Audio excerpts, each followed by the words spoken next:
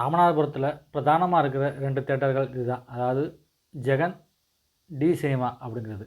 பக்கத்தில் D cinema அப்படின்னு தெரியுது பாருங்கள்.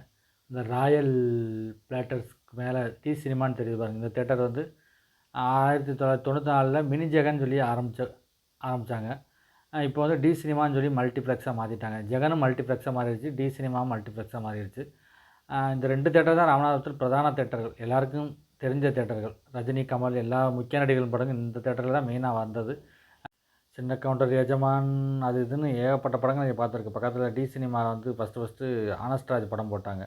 அதாவது மினி ஜெகன் அப்படின்னு ஆரம்பித்தாங்க தான். அப்புறம் ஆனஸ்ட்ராஜ் படம் போட்டாங்க. அதுக்கு பின்னாடி நாட்டாமை மிகப்பெரிய அளவில் வந்து வெற்றி பெற்றது. இப்போ வந்து மல்டிப்ளெக்ஸாக டி சினிமான்னு மாற்றிட்டாங்க. இந்த பரக்கத் மஹால் அப்படின்னு நீங்கள் பார்க்குற இந்த இடத்துல வந்து இவங்களோட சகோதரரோட தேட்டர் தான் ஒன்று இருந்துச்சு. சண்முகா தேட்டர் அப்படின்னு ஒரு தேட்டர். இங்கே மன்னன், கோயில் காலை, உடனடிச்சேன், பாட்டு படித்தேன் போன்ற படங்கள்லாம் பார்த்துருக்கேன். இதுவும் 80s 90ஸில் ராமநாதபுரத்தில் ஒரு பாரம்பரியமான தேட்டர். அந்த காலகட்டத்தில் இந்த கோல்டன் பீரியடில் முக்கியமாக விளங்கின தேட்டர்லாம் சண்முகா தேட்டர் ஒன்று. இப்போ இது இல்லை. இது ரமேஷ் தேட்டர். இது வந்து முன்னாடி தங்கம் தேட்டர் அப்படின்னு சொல்லி அழைக்கப்பட்டுச்சு. ஒரு காலத்தில் தங்கம் தேட்டர் அப்படின்னு சொல்லி அழைக்கப்பட்டுச்சு. பின்பு தங்கம் தேட்டர் கை மாறி இப்போ ரமேஷ் தேட்டராக வந்து மாறி பல வருஷம் ஆச்சு. இந்த ரமேஷ் தேட்டரில் முதல்ல நான் பார்த்த படம் கில்லி. அதாவது டிடிஎஸில் முதல்ல மாற்றிட்டு பார்த்த படம் கில்லி. ரமேஷ் தேட்டர் தொடங்கின காலத்தில் விரும்மாண்டி படம் பார்த்துருக்கேன்.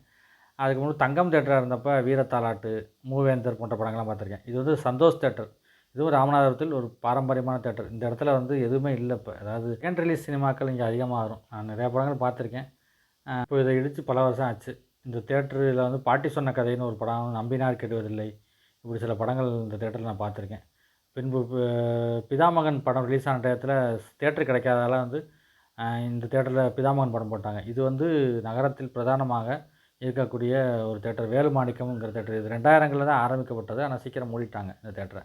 மூடிட்டாங்கன்னு சொல்கிறத விட இந்த தேட்டர் நல்லா தான் இருக்குது, கண்டிஷனாக வச்சுருக்காங்க. இவங்களுக்கு இதை நடத்துறதுக்கு பெரிய விருப்பம் இல்லை அப்படின்னு நினைக்கிறேன். ஏன்னா நிறைய தொழில்கள் பண்ணுறாங்க இந்த நிறுவனங்கள்.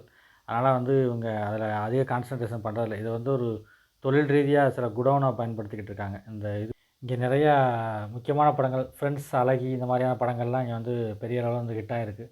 2000ங்களுக்கு பின்பு ஆரம்பிக்கப்பட்டாலும் எல்லா படமும் ஹிட்டான படமாக தான் இந்த தேட்டரில் அதிகம் போட்டாங்க.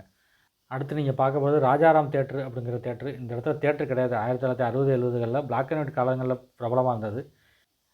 இந்த தேட்டர் வந்து வெற்றிவேல் ஆரம்பிக்கப்பட்டது. 90கள் நடுவில் வெற்றிவேல் என ஆரம்பிக்கப்பட்டது.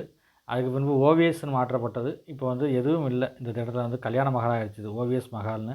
இந்த தேட்டரில் நிறைய நல்ல நல்ல படங்கள், இந்த தேட்டரில் நிறைய நல்ல ஹிட் படங்கள், காதல் கோட்டை, ஜீன்ஸு, ஜானகிராமன், நிறைய நல்ல படங்கள் இப்போ இந்த தேட்டரில் பார்த்துருக்கேன். நல்ல ஹிட்டான படங்கள் நிறையா ஓடிச்சு.